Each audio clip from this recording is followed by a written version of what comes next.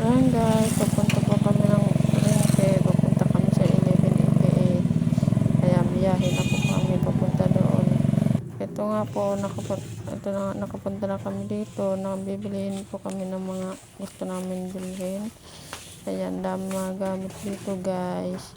Tingnan nyo guys. Ito po yung mga gamit para kusina. Kung gusto nyo bumili dito, punta lang po kayo. Dahil mura lang po dito guys. Tingnan nyo guys, murang-mura lang yung benta dito. Yan. Maraming customer yung bumibili dito guys. Daming customer yung bumibili dito guys. Yan magaganda yung benta dito, murang-mura lang. Ito na po sa ibaba, nababayad na po kami dahil medyo marami pong pila. Barakating mo na kung di ko. Ito na, alis na po kami. Hanggang dito lang po. Thank you for watching.